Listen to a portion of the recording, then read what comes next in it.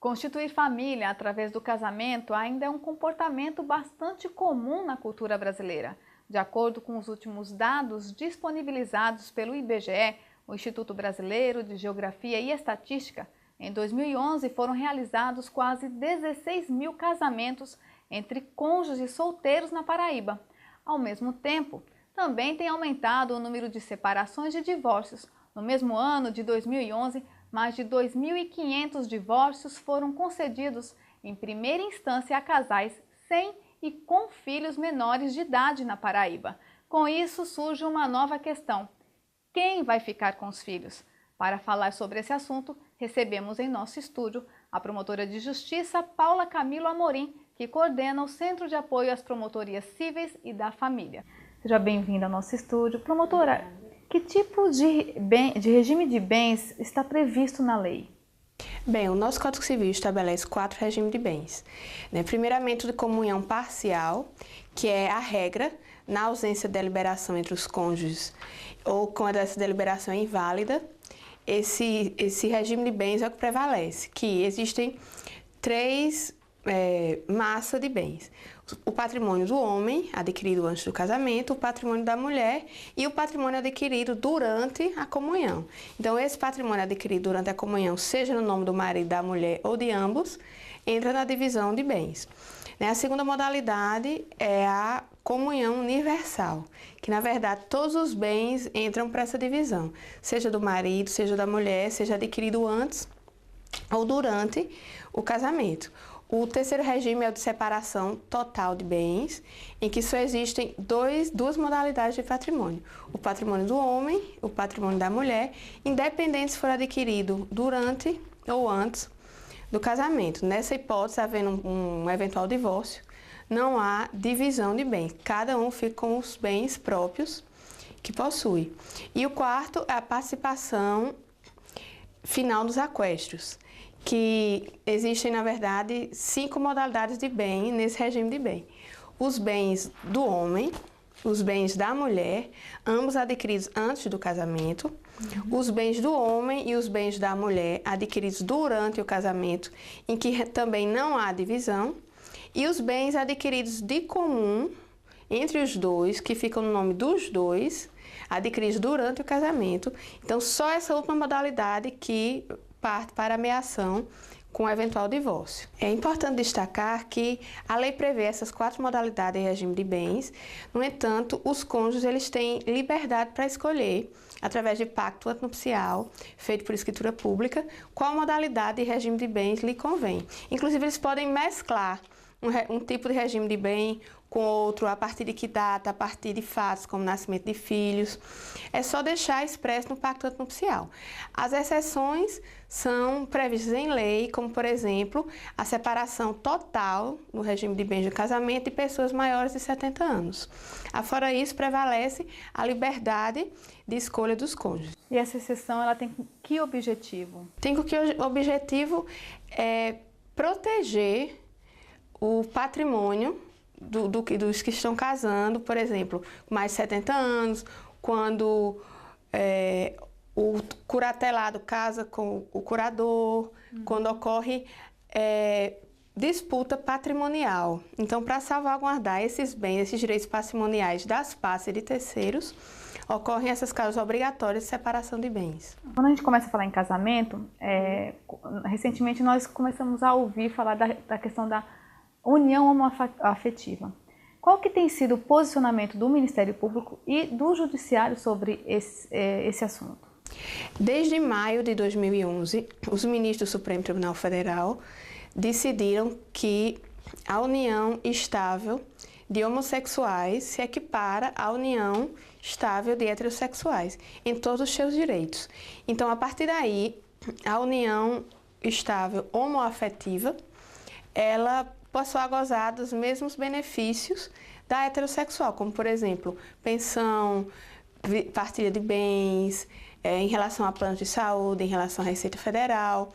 E a partir de maio deste ano, agora 2013, o Conselho Nacional de Justiça fez uma resolução, a 175, em que determinou que os cartórios realizassem os casamentos dos casais homoafetivos de maneira direta, bem como a conversão também da união estável em casamento.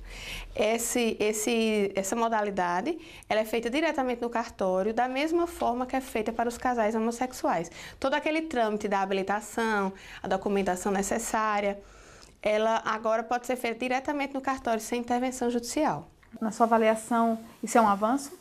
Isso é um avanço, inclusive é um avanço que deveria ter sido feito na seara legislativa, né, através de lei, mas como o nosso legislativo não se posicionou, a Justiça tomou para si a defesa da dignidade da família, essas famílias de fato que existem, né? Então, em cima do princípio da dignidade da pessoa humana, que foi criada toda essa decisão, partindo do STF, e agora essa resolução do CNJ.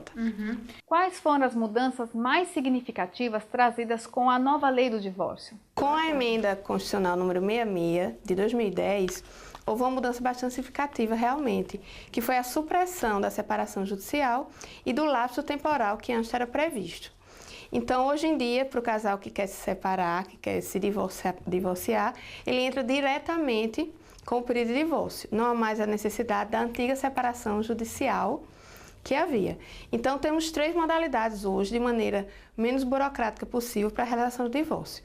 O divórcio consensual, em que as partes entram no acordo quanto ao divórcio em si e quanto aos demais efeitos que dele advêm, como pensão, alimentos, divisão de bens, guarda de filhos. Temos a separação do divórcio litigioso, em que as partes, como eles não entram em acordo em relação a qualquer dessas circunstâncias, entram com o pedido de divórcio para que seja decidido em juízo. Apesar de que o divórcio pode ser decretado e questões como partilha de bens ou visita de filhos podem ser discutidos em ação própria.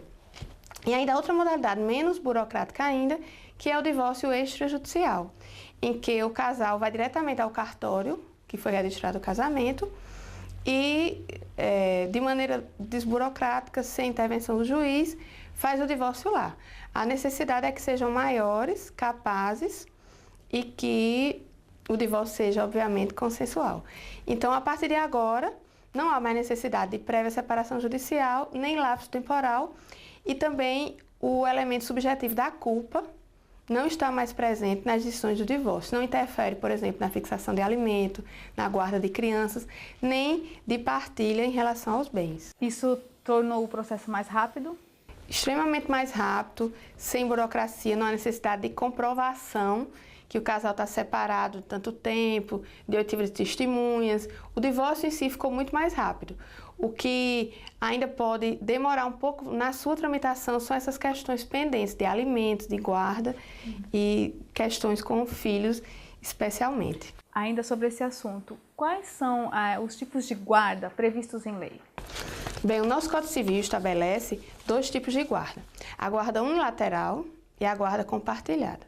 Então, qual seria a diferença, né? A guarda unilateral, ela é exercida por um dos cônjuges, chamado guardião, por um dos genitores, e esse genitor, ele fica com a responsabilidade pela guarda, pelas decisões do dia a dia da criança, e o outro genitor, ele fica com o direito de visitas. E, enfim, as obrigações também que advêm quanto aos alimentos. Enquanto a guarda compartilhada, essa divisão ela é mais tênue. Os 2 genitores, eles compartilham as responsabilidades, as decisões, a coparentalidade. Eles acompanham o dia a dia da criança. Não que a criança vá passar amanhã na casa do pai, à tarde na casa da mãe, mas a convivência ela é mais harmoniosa e produz maior afetividade, né, em relação àquela família que se desfez. Há também outra modalidade que não está prevista em lei e que hoje em dia ela não é muito adotada mais nos tribunais, nem nas varas de família, que é a guarda alternada, que seria o quê? 10 dias na casa da mãe, 10 dias na casa do pai, 6 meses na casa da mãe, 6 meses na casa do pai. Isso aí está sendo adotado em última hipótese, porque se verificou que essa modalidade não traz benefícios psicológicos para a criança. Que o que, na verdade, que se discute na guarda é qual é aquela que traz maior protege maior o interesse da criança ou do adolescente. Esse é o princípio norte para se decidir entre guarda unilateral e guarda compartilhada. Qual que é a vantagem da guarda compartilhada? A guarda compartilhada, ela perpetua os vínculos parentais, né? Quando os pais dividem a corresponsabilidade, quando há maior convivência de ambos os genitores, não só com os genitores, mas com a família extensa, então preserva a saúde psicológica, a dignidade daquela criança, daquela família que foi desfeita, mas que o pai e a mãe vão ser sempre pai e mãe daquela criança. Então, essa é a vantagem da guarda compartilhada e um dos pontos principais que os estudos mostram é que previne a alienação parental. Sobre esse assunto, né, que a gente viu que foi até tema de novela, o que é alienação parental? Alienação parental é um comportamento doentio, é um assédio moral, na verdade, de um dos genitores em que ele tenta macular a imagem, macular o sentimento, macular a imagem da paterna ou materna que a criança tem, né, do outro genitor. Ela busca afastar mesmo, impedir as visitas, mudança de domicílio, enfim, busca romper esse vínculo da criança ou do adolescente com o seu genitor. Na maioria das vezes isso acontece por vingança, sentimentos mal resolvidos durante a relação, em que esse genitor, de maneira até inconsciente, usa a criança para servir de objeto da sua vingança em relação ao outro genitor. E como detectar que uma criança está sendo vítima desse processo?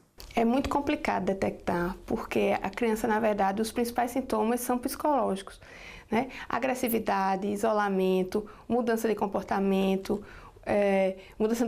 na escola, até aspectos físicos mesmo, a criança fica mais retraída, passa a ter sintomas de febres, com saudades do genitor por achar que foi abandonada, fastio, enfim, são vários sintomas que às vezes podem se confundir com causas advindas da própria separação, quando na verdade ela está sofrendo esse abuso moral contra a sua dignidade, né, contra o seu outro genitor. E o que pode acontecer com o pai ou com a mãe que pratica a alienação parental? Nós temos uma lei, inclusive, que regula a matéria e que prevê várias sanções para o genitor que pratica, que é chamado alienador ou alienante. E o que sofre, chamado alvo ou alienado. Então, para o alienante, ele pode ser advertido sobre a sua conduta pelo juiz.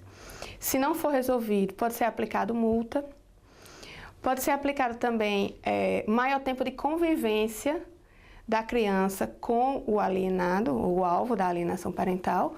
E, em últimas possibilidades, essa guarda pode ser invertida, passar de unilateral para compartilhada ou até invertida para o cônjuge alienado.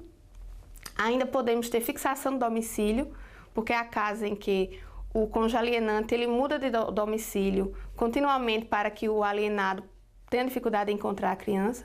Então o juiz pode fixar esse domicílio e ainda, em hipóteses mais graves, pode perder o poder parental, esse alienante, né? Pode ser aplicado medidas judiciais no sentido de acompanhamento psicológico para a criança. Então temos uma lei já bastante completa nesse sentido de combate à alienação parental. Basta que as pessoas procurem o judiciário para que possa ser aplicada. Ok, para finalizar, eu gostaria que a senhora explicasse para quem está passando por essa situação, que serviços ela pode procurar.